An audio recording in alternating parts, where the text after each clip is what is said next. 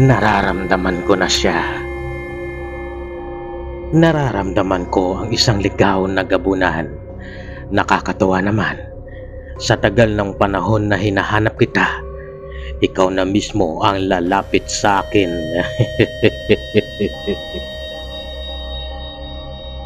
Siguro naman ay sabik na sabik ka na rin na makita ako. Huwag kang mag-alala. Hanggang ngayon ay hindi ko pa rin nakakalimutan ang iniwan mo sa aking marka.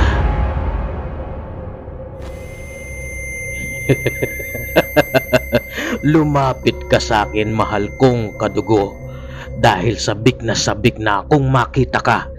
Nandito lang ang iyong tito. Maghihintay ako sa iyo, Roberto, aking pamangkin.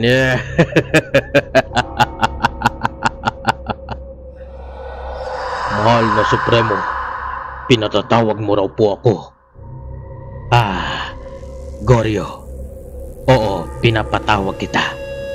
Nais kong marinig sa'yo kung ano na ang balita sa Baryo Magubat na iyong nasasakupan. Mahal na Supremo, sa ngayon po ay walang problema. Walang ibang nanghihimasok na ibang lahi sa aking nasasakupan. Maliban lang sa...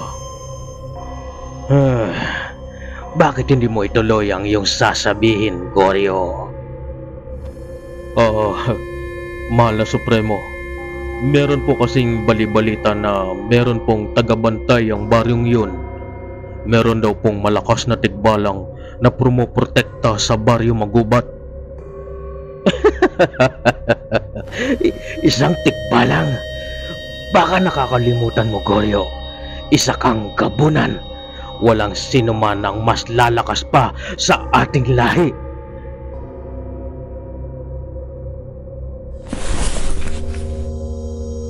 Isang tikbalang lang ang kalaban mo, Goryo.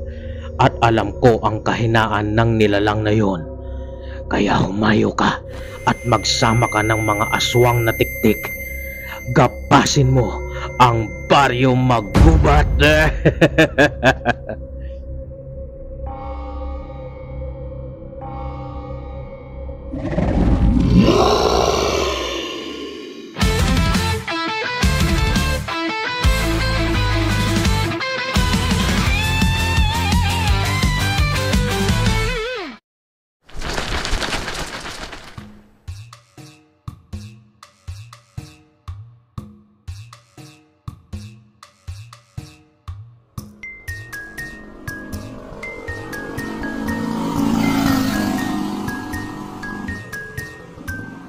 Nagsimula na ako sa aking paglalakbay, pabalik sa aking baryo.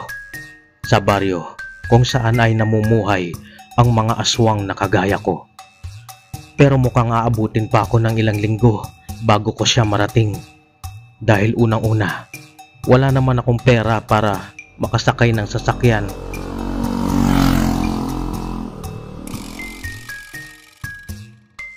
Isa pa, hadlang din ang sobrang tindi ng init ngayon. Kahit hindi aswang ay siguradong manghihina sa nakakapasong init ng araw. Tapos, dahil sa sanay akong kumain ng pangkaraniwang pagkain ng tao, kaya nakakaramdam ako ng gutom ngayon. Ay, nakakaawa naman ang kalagayan ko ngayon. Di bale, sabi naman ng napagtanungan ko ay may malapit daw na baryo dito. Magbabaka sakali na lang ako na makahingi ng konting pagkain at inumin.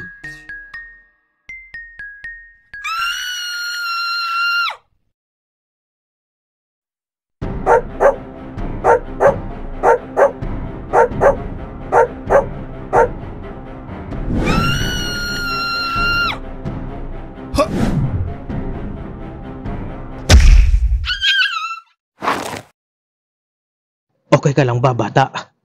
Naku, maraming salamat po, kuya. Kuya, sa harapan mo!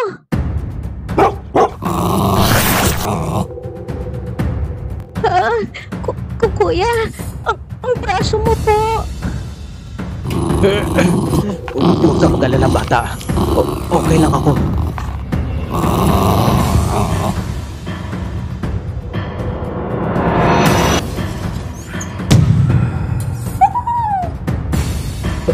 Ha? Anong nangyari?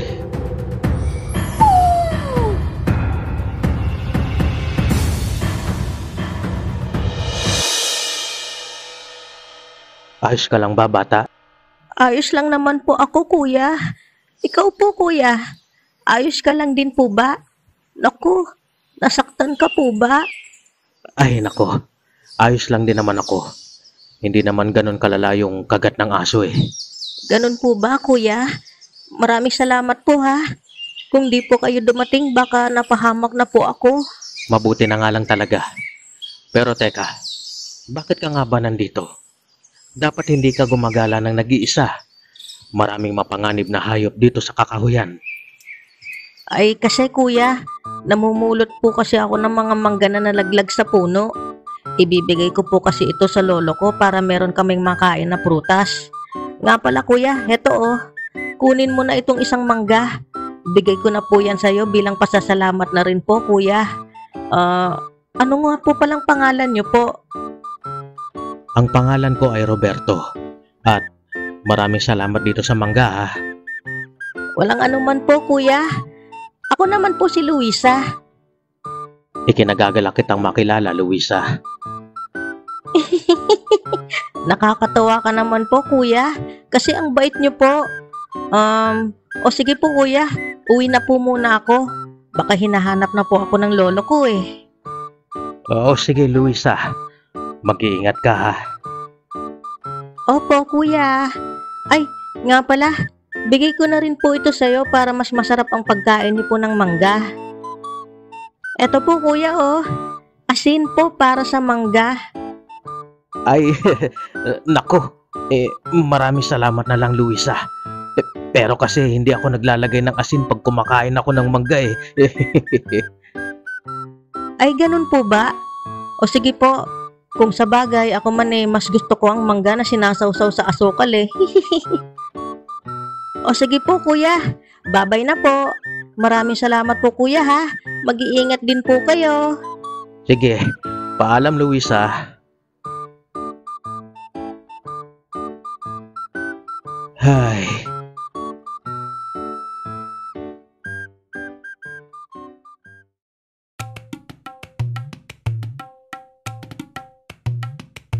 Oh, kamusta ang paligid pre?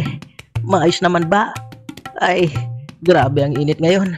Nakakapanlambot ang sikat ng araw. May hangin nga pero mainit pa rin sa pakiramdam. Oh, ano nangyari sa'yo?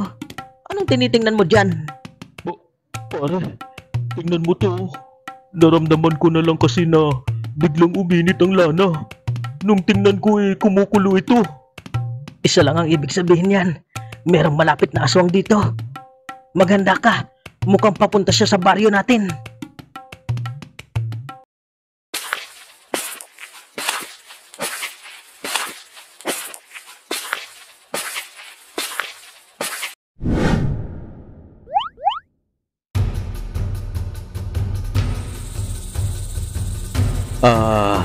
Meron natang namamato sa lugar na to.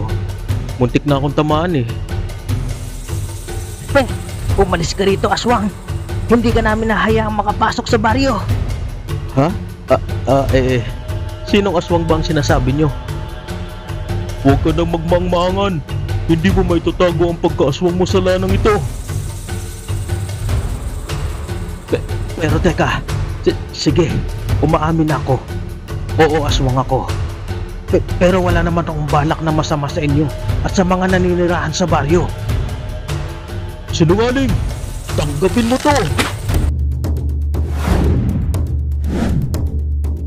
Huh?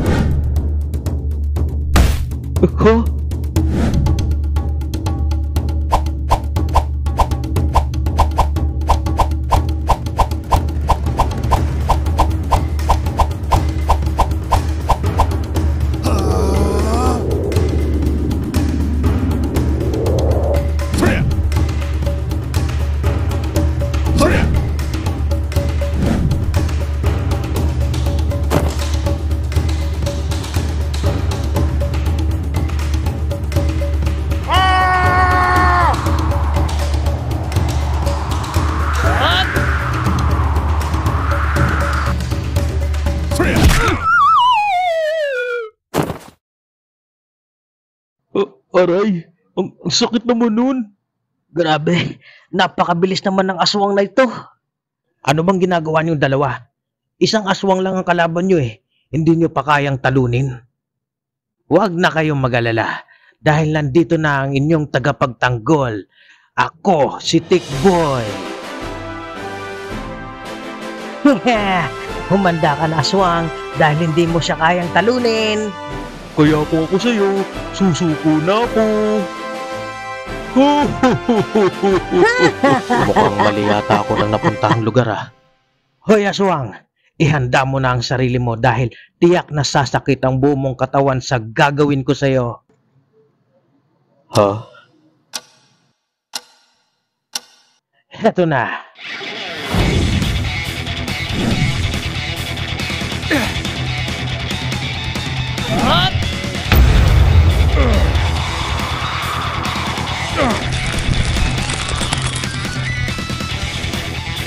Ano, masakit ba? Huwag kang mag-alala. Sa susunod kong atake ay siguradong mapupuruhan na kita.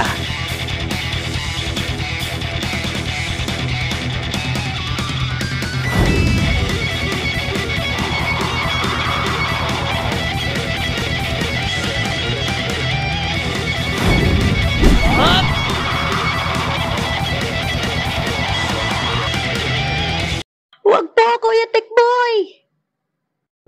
Ha? Luisa? Kuya, huwag niyo po siyang sasaktan. Hindi po siya masama. Mabait po siya. Lumayo ka sa kanya, Luisa. Isa siyang aswang. Alam ko po, Kuya. Dahil naramdaman ko rin po yung lana na nasa akin.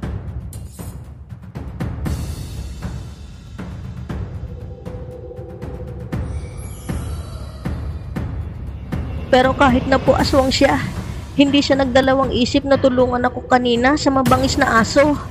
Kundi dahil kay Kuya baka napahamak na po ako.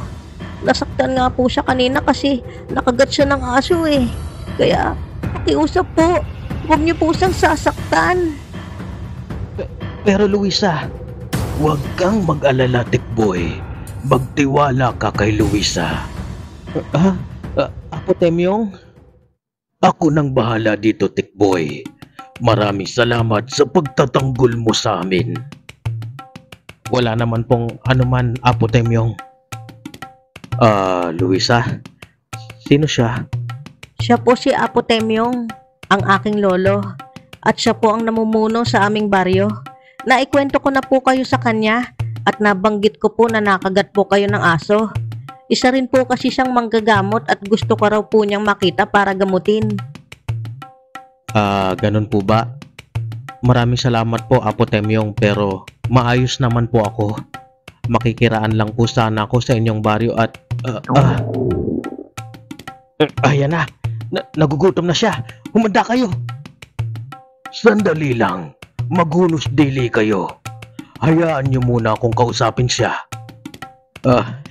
Sige po. Patawad po, Apo Temyong. Roberto, tama ba? Una sa lahat, nagpapasalamat ako sa pagtulong mo sa aking apo. Walang anuman po yun, Apo.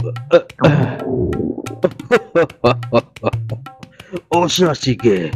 Halika at sumama ka sa aking bahay nang makakain ka at matingnan ko na rin yung braso mo.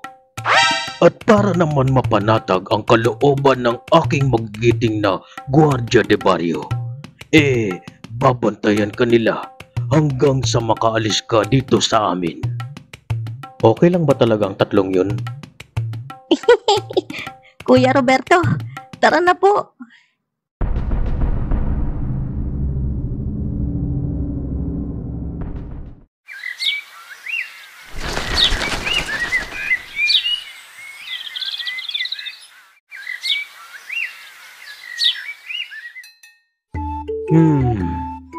Walang bakas o anumang sugat sa braso mo, iho. Sadyang napakabilis lang ng paggaling ng mga sugat mo. Opo, Apo Temyong. Isa kasi yan sa katangian ko bilang aswang. Wow, ang galing naman po, Kuya Roberto. Huwag kang mamangha sa kanya, Luisa. Kahit na may ganyang kakayahan yan, kumakain pa rin yan ng tao. Kaya huwag kang masyadong lumapit dyan. Baka bigla ka nalang sakmalin yan. Grabe ka naman, Kuya Tikboy. Wala naman siyang ginagawang masama sa atin ah. Sa ngayon wala. Malay ba natin kung anong iniisip ng nilalang na yan? Mabuti nang nag-iingat. Tikboy, nauunawaan ko ang pagdududa mo sa kanya. Tumatanaw lang tayo ng utang na loob sa pagkakaligtas niya sa apo ko. Roberto, pagpasensyahan mo na si Tikboy ha. Nag-aalala lang naman siya sa amin ni Luisa. Ayos lang po, Apo Temyong. Naintindihan ko naman po. Tikboy, wala akong balak na masama sa inyo at sa mga tao dito sa baryo. Sinungaling! Paano mo naman ako mapapaniwala sa iyo? At paano mo mapapatunayan sa akin na wala kang binabalak na masama? Ang aking ina ay isang tao. Oo, inaamin ko. Minsang naisip ko na rin na kumain ng tao. Pero napagtanto ko na kung gagawa ko ng masama sa isang tao, ay para ko na rin ginawa ng masama ang aking ina. Pasensya ka na iho pero nais kong malaman. Ano ang dahilan ng iyong paglalakbay? Nais kong makabalik sa aking lugar kung saan namumuhay ang mga aswang na kagaya ko, sa baryo Pulang Buwan. Lolo, may alam po ba kayo sa baryo Pulang Buwan? Oo, Apo. Narinig ko na ang baryong yun. Ayon sa aking mga naging kaibigan na albularyo at antingero, ang baryo Pulang Buwan ay ang lugar kung saan naninirahan ang malalakas na uri ng aswang, ang aswang na gabunan. Sinasabi din na ang supremo na namumuno sa mga gabunan ay may malawak na nasasakupan at kontrolado niya ang lahat ng uri ng aswang. Tama ba ako, Roberto? Tama po kayo, Apo Temyong. At ang aking misyon ay ang paslangin ang supremo ng baryong yun. Sinasabi ko na nga ba, balak mo siguro na ikaw ang mamuno sa lugar na yun, no? Gahaman ka rin sa kapangyarihan. Hindi, papaslangin ko ang supremo ng mga gabunan para maipagiganti ang aking mga magulang at para na rin matigil ang pagsalakay ng mga aswang sa mga inosenteng tao. Makakaya mo ba yun, iho? Nag-iisa ka lang. Napakarami ng makakalaban mo. Ito po ang aking isinumpang misyon. Gagawin ko po ito kahit ikamatay ko. Naniniwala ako sa iyo, iho. Nakikita ko sa mga mata mo na totoo lahat ng sinasabi mo. Sana'y mapagtagumpayan mo ang iyong misyon. At pasensya ka na kasi wala akong may tutulong sa iyo. Huwag po kayong mag-alala, Apo Temyong. Ang nais ko lang po ay maging handa rin po kayo. Anumang oras din po ay baka may sumalakay na aswang dito sa baryo nyo. Batid ko na isinasagawa ulit ng aking lahi ang gapasan. Tungkol sa bagay na yan, huwag mo na rin kaming alalahanin, iho, dahil naniniwala kami kay Sakdong Tikbalan. Sakdong Tikbalan? Sino naman po siya, Apo Temyong? Oo, iho. Si Sakdong Tikbalan ay isang maalamat at makapangyarihang nilalang. Sinasabi na siya ang aming tagapagbantay at nagpuprotekta sa lugar na ito simula pa nung una. Kaya naman panatag kami na walang makakapasok na masamang nilalang sa aming lugar dahil alam namin na hindi kami pababayaan ni Sakdong Tikbalan. Kaya kung ako sa iyo, aalis na ako sa lugar na to dahil kahit ano pang sabihin mo, hindi pa rin ako nagtitiwala sa iyo.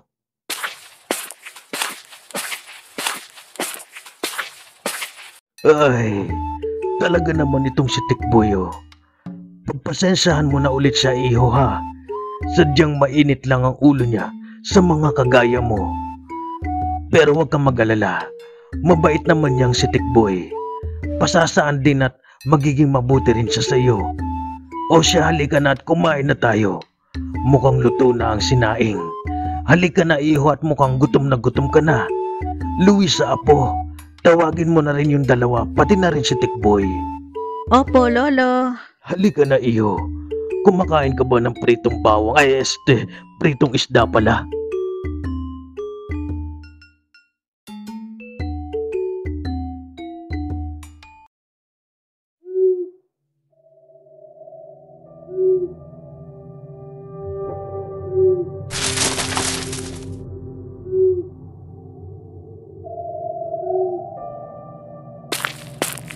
Pinunong Goryo. Anong balita sa baryo Magubat, Tiktik? Pinunong Goryo. Namatyagan ko kanina ang mga taga-baryo. Wala naman akong nakitang kakaiba. Maliban na lang sa isang aswang na sa palagay ko'y nagbabalak na ang ng baryong iyong nasasakupan. Anong sabi mo? Isang aswang? Napakalakas naman ang loob ng aswang na yun. Sino ba siya sa akala niya? Hindi yata niya alam na tanging aswang lang na gabunan ang may karapatan na mamuno sa bawat lugar. Mga alagad kong aswang, mamayang gabi sa pagsilay ng liwanag ng buwan sa baryo Magubat, sa ngalan ng ating supremong si Gaspar, sisimulan na natin ang masaya at nakakapanabik na kapasan.